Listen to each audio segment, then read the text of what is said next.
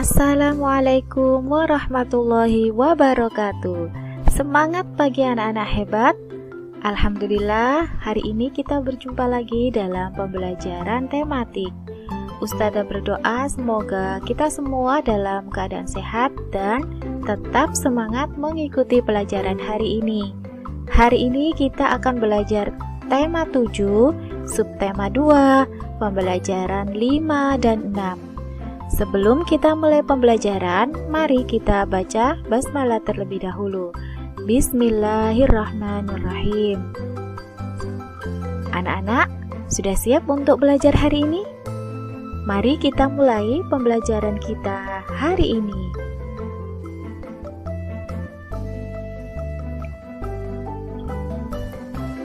Peristiwa-peristiwa heroik banyak terjadi di daerah-daerah setelah proklamasi kemerdekaan Indonesia.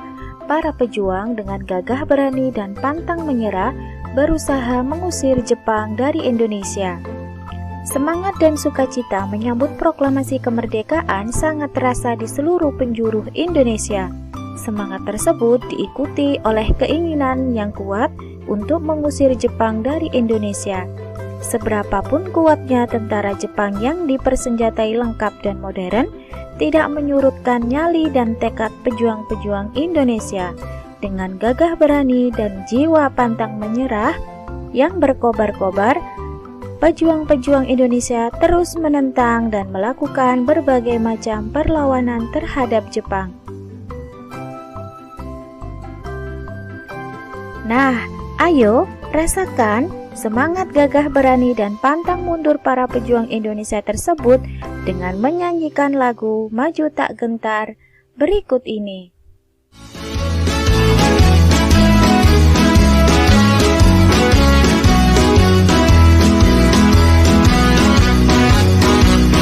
Maju tak gentar, membela yang benar. Maju tak gentar, hak kita diserang. Maju serentak, mengusir penyerang. Maju serentak, tentu kita menang. Bergerak, bergerak, serentak, serentak, menerkam, menerjang, terkam. Tak gentar, tak gentar, menyerang, menyerang, majulah, majulah, menang.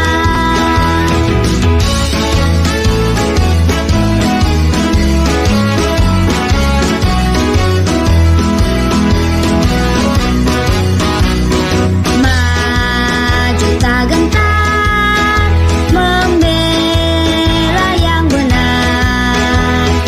Maju tak gentar, hak kita diserang.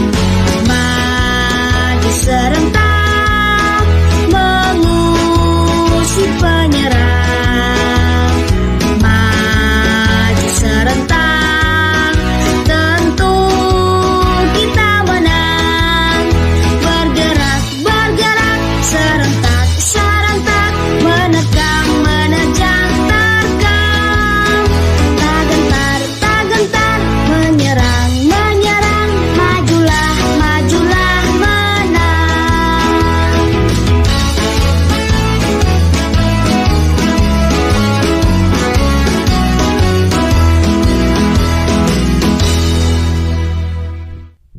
Nah, setelah kalian menyanyikan lagu Maju Tak Gentar, apa yang kamu rasakan?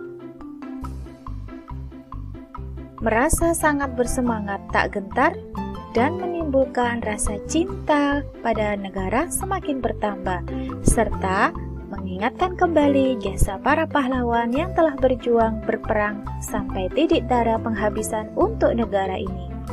Lalu, bagaimana nada dan tempo lagu Maju Tak Gentar? Lagu Maju Tak Gentar dinyanyikan pada nada do sama dengan bes dengan birama 4/4. Artinya, tiap birama terdiri atas 4 ketukan. Tempo dimaksudkan untuk menyatakan cepat irama atau lambatnya sebuah lagu. Tempo yang dinyanyikan dalam lagu Maju Tak Gentar adalah Marsia, artinya seperti orang berbaris. Kemudian, apa lirik lagu Maju Tak Gentar mencerminkan nilai-nilai kepahlawanan? Ya, lagu Maju Tak Gentar sangat mencerminkan nilai-nilai kepahlawanan, sebab saat dinyanyikan menggugah semangat untuk membela tanah air. Lagu ini juga menggambarkan keberanian rakyat dengan perlengkapan seadanya melawan Belanda yang bersenjatakan lengkap dan modern.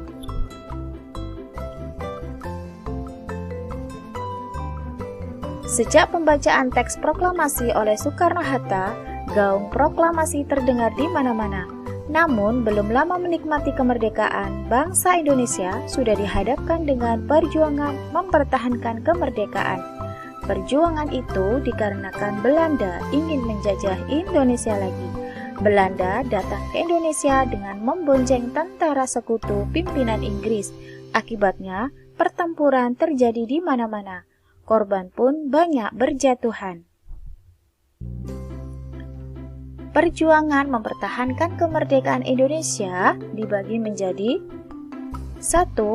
Dalam bentuk perjuangan fisik. Apa artinya anak-anak? Ya, perjuangan fisik adalah bentuk perlawanan terhadap penjajah dengan kontak senjata. Peristiwa kontak senjata yang terjadi selama mempertahankan kemerdekaan adalah 1. Pertempuran 10 November 1945 di Surabaya. Kemudian ada Pertempuran Ambarawa, Bandung Lautan Api, Medan Area, dan serangan umum 1 Maret 1949 di Yogyakarta. Perjuangan mempertahankan kemerdekaan juga dilakukan dalam bentuk perjuangan diplomasi. Apa yang dimaksud dengan bentuk perjuangan diplomasi? Ya, bentuk perjuangan dengan melakukan perundingan. Perundingan-perundingan yang dilakukan untuk mempertahankan kemerdekaan ada 1. Perjanjian Linggarjati. Kemudian ada Perjanjian Renville, Perjanjian Rumroyen, dan Konferensi Meja Bundar. Nah, anak-anak, ini adalah perjuangan mempertahankan kemerdekaan dilakukan dengan bentuk perjuangan secara fisik, artinya dengan melakukan kontak senjata atau perang, yang kemudian dalam bentuk perjuangan diplomasi yang dilakukan dalam bentuk melakukan perundingan atau perjanjian-perjanjian. Perjuangan mempertahankan kemerdekaan. Ketika bangsa Indonesia memproklamasikan kemerdekaannya, banyak pihak asing yang tidak menyetujuinya. Pihak-pihak asing tersebut antara lain sekutu, terutama Belanda dan Inggris. Demikian pula dengan Jepang. Banyak tentara Jepang yang masih tersisa di Indonesia belum mengetahui jika mereka telah kalah dan menyerah kepada sekutu. Mereka juga belum tahu jika bangsa Indonesia telah merdeka. Belanda datang kembali ke Indonesia dengan membonceng Inggris. Inggris merupakan perwakilan sekutu di Asia Tenggara. Tentara Inggris ini diberi nama Avney di bawah pimpinan Jenderal Sir Philip Christison. Inggris bertugas melucuti senjata tentara Jepang yang masih ada di Indonesia serta membebaskan tawanan perang sekutu. Kedatangan Inggris yang ternyata juga diboncengi tentara sipil Belanda yang disebut Nica ditentang oleh rakyat dan pemerintah Indonesia. Mereka tidak menghormati kedaulatan bangsa Indonesia. Perlawanan rakyat pun terjadi di mana-mana. Berikut adalah bentuk perlawanan rakyat Indonesia terhadap para sekutu. Yang pertama ada Pertempuran 10 November 1945 di Surabaya. Pertempuran ini berawal dari tewasnya Jenderal Malabi. Hal tersebut membuat sekutu mengeluarkan ultimatum yang mengharuskan semua pemimpin dan pemuda di Surabaya menyerahkan senjatanya dan juga menyerahkan diri. Akhirnya pada tanggal 10 November 1945 meletuslah pertempuran sengit antara tentara sekutu dan rakyat Surabaya. Salah seorang pemimpin barisan banteng, Bung Tomo, berpidato berapi-api untuk membakar semangat rakyat Surabaya. Kemudian ada pertempuran Palagan Ambarawa. Pertempuran Palagan Ambarawa terjadi pada tanggal 15 Desember 1945 di Ambarawa, Jawa Tengah. Kemudian setiap tanggal 15 Desember diperingati sebagai Hari Infanteri Nasional. Insiden ini bermula dari sekutu yang mempersenjatai tawanan yang sudah dibebaskan.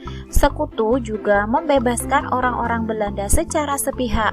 Adapun tokoh yang terlibat dalam perlawanan ini adalah Kolonel Isdiman dan Kolonel Sudirman. Nah, ini adalah gambaran perlawanan rakyat Jawa Tengah pada pertempuran Palagan Ambarawa. Selanjutnya ada Bandung Lautan Api yang terjadi pada tanggal 23 Maret 1946. Insiden ini bermula dari ultimatum sekutu meminta senjata yang diperoleh dari tentara Jepang untuk diserahkan kepada sekutu. Namun rakyat Bandung menolaknya. Bahkan mereka membakar kota Bandung agar tidak dikuasai sekutu. Tokoh yang terlibat antara lain Muhammad Toha, Abdul Haris Nasution, dan Suryadi Suryadharma. Nah, anak-anak, ini adalah gambar kota Bandung Selatan yang dibakar oleh rakyat Bandung dengan tujuan agar tidak dikuasai oleh sekutu. Hingga peristiwa ini dikenal dengan nama Bandung Lautan Api. Pertempuran selanjutnya adalah Medan Area. Peristiwa ini terjadi pada tanggal 10 Desember 1945. Peristiwa ini terjadi karena orang-orang Belanda menginjak-injak bendera merah putih. Hal ini yang memicu rakyat Medan melakukan perlawanan terhadap Belanda. Tokoh yang terkenal adalah Ahmad Tahir. Nah, ini adalah gambaran pertempuran di Medan Area antara rakyat Medan dengan tentara Belanda. Selanjutnya ada serangan umum 1 Maret 1949 di Yogyakarta. Peristiwa ini dipicu Belanda yang menduduki kota Yogyakarta dan mempropagandakan bahwa TNI telah hancur. Tokoh yang terlibat antara lain Letkol Soeharto dan Sultan Hamengkubuwono ke-9. Nah, ini adalah gambaran serangan umum 1 Maret 1949 di Yogyakarta. Anak-anak, itu tadi beberapa bentuk perjuangan mempertahankan kemerdekaan Indonesia dalam bentuk kontak senjata. Tadi sudah ada pertempuran 10 November di Surabaya, ada Palagan Ambarawa, ada Bandung Lautan Api, ada peristiwa Medan Area, dan yang terakhir ada serangan umum 1 Maret 1949 di Yogyakarta. Selanjutnya ada bentuk perjuangan diplomasi. Nah, bentuk perjuangan diplomasi adalah perjuangan yang dilakukan dengan melakukan perjanjian-perjanjian atau perundingan-perundingan. Yang pertama adalah Perundingan Linggarjati. Perundingan Linggarjati diadakan pada tanggal 10 November 1946 di Linggarjati, Cirebon, Jawa Barat. Dalam perundingan ini, Indonesia diwakili oleh Sultan Syahrir dan Belanda diwakili oleh Profesor Sir Meron. Hasil perjanjian dari Perundingan Linggarjati adalah sebagai berikut. Yang pertama, Belanda hanya mengakui kekuasaan Republik Indonesia atas Jawa, Madura, dan Sumatera. Jadi, kekuasaan Indonesia ini hanya ada di Pulau Jawa, Madura, dan Sumatera saja ya anak-anak ya. Kemudian yang kedua, negara Indonesia Serikat terdiri dari negara Republik Indonesia, negara Indonesia Timur, dan negara Kalimantan. Yang ketiga, ada negara Indonesia Serikat dan Belanda merupakan satu uni dengan nama Uni Indonesia Belanda yang diketuai oleh Belanda. Nah, ini adalah gambar dari perjanjian Linggarjati. Setelah terjadi perundingan, ternyata Belanda mengingkari isi perjanjian dari Linggarjati dan melakukan agresi militer Belanda I pada tanggal 21 Juli 1947. Kemudian perundingan yang kedua adalah Perjanjian Renville. Perjanjian Renville diadakan pada tanggal 17 Januari 1948 di atas kapal USS Renville milik Amerika Serikat. Adapun isi perjanjian dari Renville adalah sebagai berikut. Yang pertama, Belanda hanya mengakui daerah Republik Indonesia atas Jawa Tengah, Yogyakarta, sebagian kecil Jawa Barat, dan Sumatera. Yang kedua, semua pasukan Republik Indonesia harus ditarik mundur dari wilayah-wilayah yang diduduki oleh Belanda. Yang ketiga, Belanda tetap berdaulat di seluruh wilayah Indonesia sampai diserahkan kepada Republik Indonesia Serikat atau RIS yang akan segera dibentuk. Namun, hasil dari perjanjian Renville ini dilanggar lagi oleh Belanda dan Belanda melakukan agresi militer yang kedua pada tanggal 19 Desember 1949. Ini adalah gambaran perjanjian Renville yang dilakukan di atas kapal Renville milik Amerika Serikat.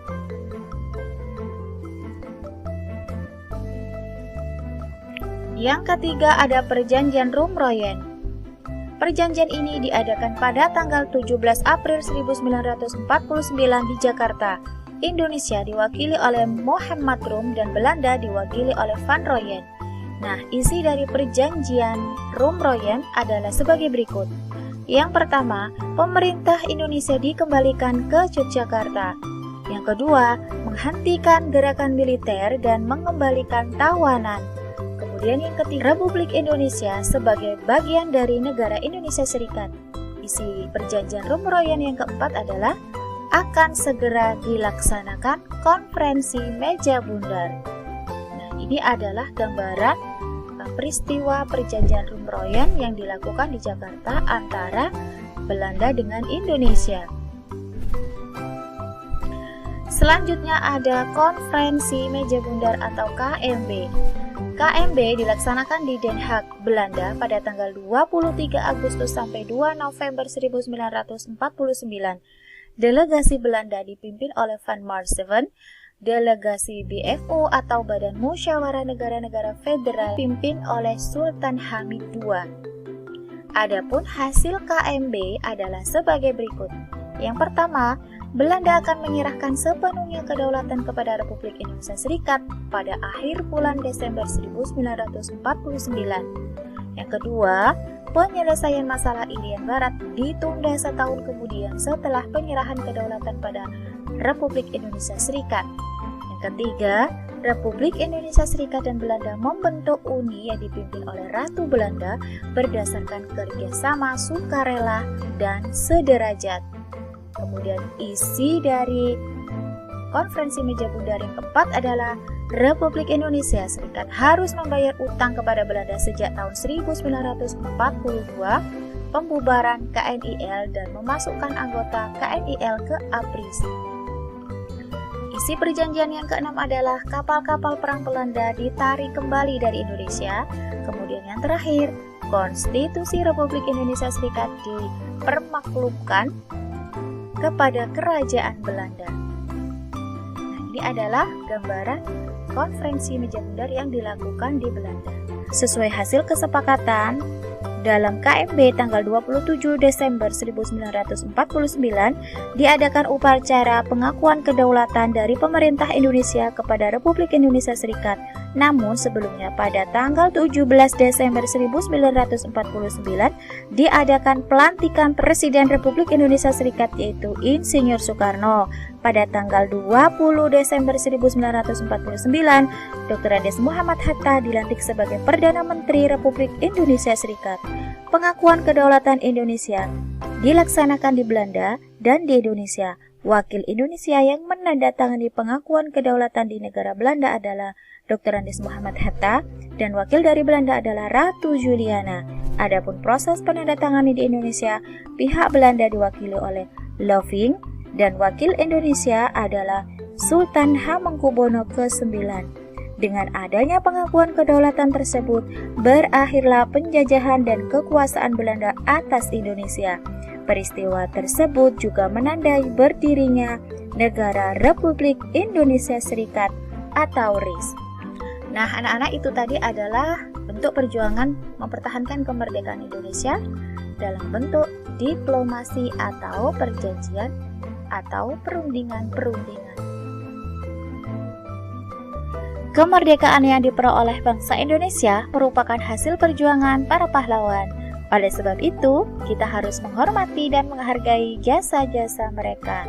Salah satu upaya menghormati dan menghargai jasa para pahlawan adalah dengan menyanyikan serta memahami lagu-lagu perjuangan. Betul sekali, setiap lagu perjuangan memiliki makna yang menggambarkan sikap kepahlawanan para pejuang dalam meraih kemerdekaan. Salah satunya adalah lagu syukur. Ini adalah lagu syukur yang diciptakan oleh Hamutahar dan dinyanyikan dengan birama 4/4 dengan tempo andante sostenuto. Lagu ini dinyanyikan dengan nada C sama dengan La. Syair lagu syukur menceritakan perjuangan para pahlawan dengan gagah berani dan gigih mengusir para penjajah untuk merebut kemerdekaan Indonesia. Oleh sebab itu, kita sebagai generasi penerus bangsa harus bersyukur dan mengenang jasa para pahlawan, yaitu dengan cara mengisi kemerdekaan dengan semangat persatuan. Nah, anak-anak, itu tadi pembelajaran kita hari ini. Semoga apa yang disampaikan Ustazah bermanfaat dan bisa kalian pahami. Tetap semangat belajar dan selalu menjaga kesehatan. Terima kasih. Ustazah akhiri. Wassalamualaikum warahmatullahi wabarakatuh.